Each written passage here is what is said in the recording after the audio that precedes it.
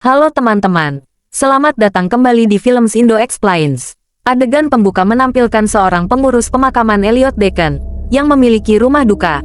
Sebagai bagian dari rutinitas hariannya, ia mempersiapkan jenazah untuk pemakaman sambil berbicara dengan lembut kepada mereka. Saat ini, ia terlihat sedang mempersiapkan jenazah seorang guru piano tua. Kita kemudian beralih ke seorang guru sekolah menengah, Anna Taylor, yang sedang berhubungan intim dengan pacarnya, Paul. Meskipun berlatar romantis, ia tampak tidak menikmatinya sama sekali. Kemudian, saat sedang mandi, Paul menanyakan tentang masalah tersebut, tetapi ia bersikeras bahwa ia baik-baik saja, meskipun ekspresinya mengatakan sebaliknya. Setelah itu, Anna berangkat kerja di mana ia menemukan dua anak besar sedang menindas murid kecilnya, Jack. Ia menegur mereka dan segera mengusir mereka. Setelah bekerja, Anna meninggalkan sekolah ketika lampu mulai berkedip-kedip di lorong.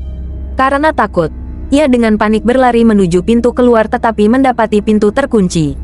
Di tengah momen yang menegangkan ini, Jack muncul dan entah kenapa membuka pintu tanpa masalah.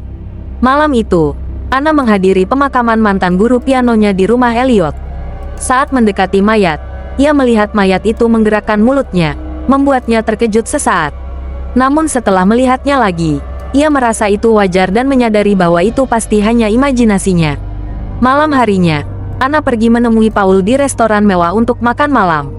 Selama itu, Paul bercerita tentang promosinya ke kantor pusat perusahaan, sehingga ia harus pindah ke Chicago.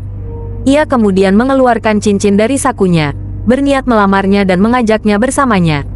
Namun sebelum ia melakukannya, Anna mulai berdebat karena ia mengira Paul akan memutuskannya. Paul mencoba menjelaskan kebenaran, tetapi ia pergi begitu saja tanpa mendengarkan. Ia pergi dengan perasaan tertekan, dan di tengah hujan lebat, ia mengalami kecelakaan lalu lintas. Di adegan berikutnya, kita melihat Anna di meja pembalsaman di rumah duka dengan wajah pucat dan luka di dahinya.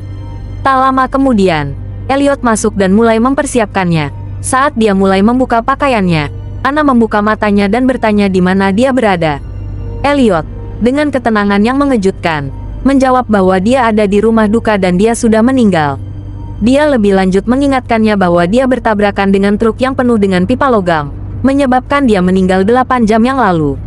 Bingung dan ketakutan, Anna masih tidak percaya bahwa dia sudah meninggal, meskipun direktur pemakaman meyakinkan bahwa dia hanya dalam masa transisi ke akhirat.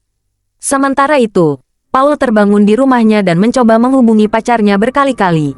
Namun, barang-barang milik Anna sekarang ada di tangan Elliot, yang mengabaikan panggilan itu dan menaruhnya di lemari penyimpanan bersama barang-barang mayat lainnya. Tidak dapat menemukannya dimanapun, Paul pergi ke rumah ibu Anna untuk menanyakan keberadaannya. Yang sangat mengejutkannya, ibu mengungkapkan tentang kecelakaan tragis yang menyebabkan kematiannya. Selain itu, dia menyalahkannya karena membiarkannya mengemudi dalam cuaca buruk seperti itu. Kembali ke rumah duka, Elliot menjahit luka Anna dan Anna bingung karena tidak merasakan sakit. Anna bertanya tentang hal itu, tetapi Elliot mengabaikannya dan menyuntiknya dengan obat fiktif yang disebut hidronium bromida, yang menurutnya akan merelaksasi otot-ototnya. Beberapa saat kemudian, ibu Anna yang duduk di kursi roda tiba di rumah duka untuk menemuinya. Dengan suara menangis, dia berbicara kepada jenazah Anna, menanyakan siapa yang akan merawatnya sekarang. Sebelum pergi, dia meminta Elliot untuk mengubah warna rambutnya menjadi warna alami, coklat. Kemudian, Anna terbangun dan mendapati dirinya sendirian di kamar.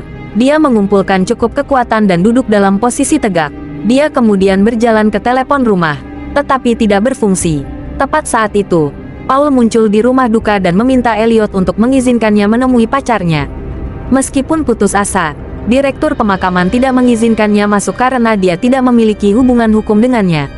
Mendengar suara Paul, Anna berteriak dan menggedor pintu. Tetapi usahanya tidak membuahkan hasil. Paul kemudian pergi ke kantor polisi untuk menemui temannya, Tom, dengan harapan dia dapat melakukan sesuatu untuk mengizinkannya masuk ke rumah duka. Namun, petugas polisi lain memberitahu dia bahwa Tom telah pergi untuk tugas patroli dan akan segera kembali. Sampai saat itu, Paul memasuki mobil tahanan polisi dan duduk di dalam mobil Anna yang rusak. Selama itu, dia mendapat penglihatan tentang pacarnya, yang tiba-tiba diganggu oleh tangan Tom. Paul memohon padanya untuk melakukan sesuatu agar dia dapat masuk untuk menemui Anna, tetapi Anna tidak berdaya dalam hal ini. Di sisi lain, Anna berkeliling ruangan dan menemukan mayat lain tergeletak di atas meja. Tidak ingin berakhir dengan nasib seperti itu, dia mengambil gunting dan menunggu Elliot. Begitu dia masuk, Anna mengancam akan membunuhnya, tetapi Elliot tampak tidak terpengaruh. Dia mengklaim bahwa Anna tidak dapat menyakitinya karena dia sudah meninggal. Anna membantah, mempertanyakan bagaimana ia bisa berbicara dengan Elliot jika ia sudah meninggal. Pada saat itu, Elliot mengungkapkan bahwa ia bisa berbicara dengan Elliot karena ia memiliki anugerah kemampuan untuk berkomunikasi dengan orang yang sudah meninggal. Elliot lebih lanjut menyarankan agar Anna melepaskan kehidupan karena pemakamannya akan dilaksanakan dalam 3 hari.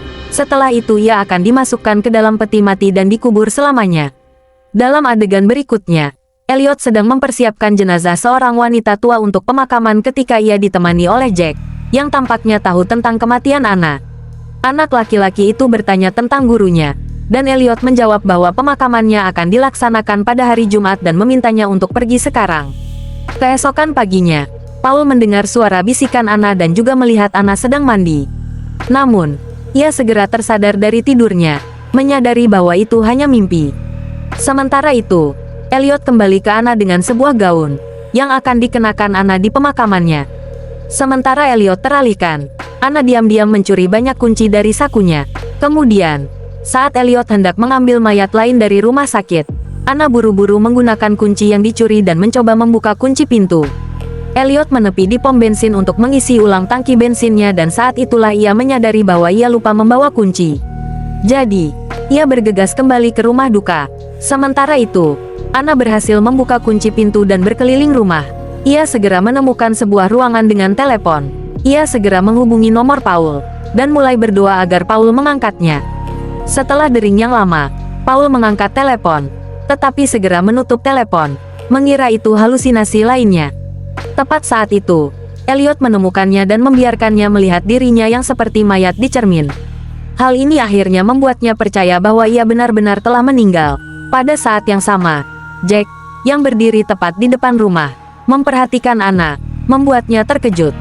Selain itu, kejadian mencurigakan lainnya terjadi. Anna mendesah di depan cermin, menyebabkan napasnya berembun. Namun, Elliot dengan cerdik menyekannya sebelum ia melihatnya. Kini setelah yakin akan kematiannya, Anna berhenti menolak Elliot yang menyiapkan jasadnya dan tidak peduli lagi dengan apa yang diberikannya. Keesokan harinya, Paul pergi ke sekolah Anna untuk mengambil barang-barangnya. Saat hendak pergi, ia disambut oleh Jack, yang mengatakan bahwa ia melihat Anna di rumah duka mengenakan gaun merah kemarin. Paul tidak percaya padanya dan menegaskan bahwa Anna sudah meninggal. Namun, saat anak laki-laki itu mengaku tidak cukup mencintainya, Paul menjadi sangat marah hingga menamparnya di depan semua orang. Di rumah duka, seorang polisi datang untuk melihat jasad saudaranya, yang disemayamkan di kamar yang sama dengan Anna. Ia kemudian meminta Elliot untuk meninggalkannya berdua dengan saudaranya selama beberapa menit. Saat direktur pemakaman pergi, niat sebenarnya petugas itu terlihat jelas saat ia mendekati jasad Anna yang telanjang. Namun, tepat saat ia hendak menyentuhnya, Elliot masuk dan memintanya pergi. Setelah itu, Jack kembali ke rumah duka dan menceritakan kepada Elliot tentang apa yang dilihatnya tempo hari. Sebagai tanggapan, Elliot dengan tenang menjawab bahwa mereka berdua memiliki kemampuan yang sama untuk berkomunikasi dengan orang yang sudah meninggal. Dalam perjalanan pulang, Paul tiba-tiba teringat gaun merah yang dikenakan Anna di pagi hari sebelum dia meninggal. Hal ini menimbulkan kecurigaannya bahwa pacarnya mungkin masih hidup. Dia bergegas ke rumah duka, menuntut untuk menemuinya, tetapi Elliot menolak. Kali ini, Paul mengabaikannya dan masuk, memanggil Anna. Dia terus mencarinya sampai direktur pemakaman mengancam akan memanggil polisi. Paul kemudian pergi ke kantor polisi dan memberitahu Tom bahwa pacarnya masih hidup. Dia lebih lanjut berspekulasi bahwa Anna telah dibius dengan obat bius dosis tinggi, memperlambat detak jantungnya hingga titik terendah. Namun, temannya tidak percaya padanya karena dia tidak memiliki bukti untuk mendukung klaimnya. Kemudian, Elliot mendandani Anna dengan pakaian pemakamannya sementara keduanya mengobrol serius. Anna mengaku bahwa dia tidak pernah bahagia dengan hidupnya dan tidak dapat mencintai Paul sepenuh hati. Namun, sekarang, dia menyesali semuanya. Adegan kemudian beralih ke hari pemakaman, di mana Elliot menempatkan Anna di peti mati. Saat ia bersiap untuk menyuntiknya dengan dosis obat lain, Anna meminta untuk melihat dirinya sendiri untuk terakhir kalinya. Ia kemudian mengangkat cermin kecil, dan saat Anna menatap dirinya sendiri, ia melihat napasnya mengembun di kaca. Ini membuatnya menyadari bahwa Elliot telah berbohong kepadanya selama ini dan bahwa ia belum mati. Dalam keadaan panik, ia mencoba melawan, tetapi Elliot memberikan obat, membuatnya pingsan. Kemudian, semua orang berkumpul di aula pemakaman untuk memberikan penghormatan terakhir kepada Anna. Beberapa saat kemudian, Paul juga muncul dan memasangkan cincin pertunangan di jarinya.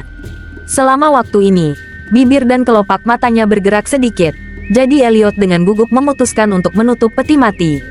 Setelah dikubur di kuburan, Paul yang hancur mulai minum banyak. Ia kemudian didekati oleh direktur pemakaman, yang disalahkan Paul karena mengubur Anna hidup-hidup. Sebagai tanggapan, Elliot mengklaim bahwa mungkin ia benar dan menyuruhnya untuk memeriksanya sendiri. Marah, Paul bereaksi agresif tetapi sebelum ia dapat menyerang, Elliot mengatakan kepadanya bahwa ia tidak punya banyak waktu lagi. Merasakan urgensi situasi, Paul melaju menuju kuburan dengan kecepatan penuh. Sementara itu, Anna terbangun di dalam peti mati dan dengan panik berteriak minta tolong saat ia perlahan-lahan kehabisan oksigen. Meskipun berada di bawah pengaruh alkohol, Paul menghindari beberapa kendaraan di jalan raya. Ia kemudian tiba di kuburan dan dengan cepat menggali peti mati Anna, membawanya keluar. Ia entah bagaimana berhasil menghidupkannya kembali. Setelah itu Anna menyatakan cintanya kepadanya. Pada saat yang sama, Paul mendengar beberapa suara aneh, dan Anna menjelaskan itu adalah suara gunting Elliot yang memotong pakaiannya.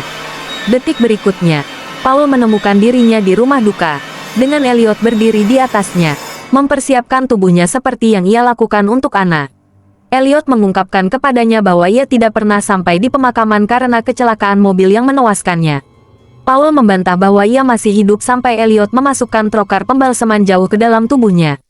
Terima kasih telah menonton. Silakan like dan subscribe untuk video menarik lainnya.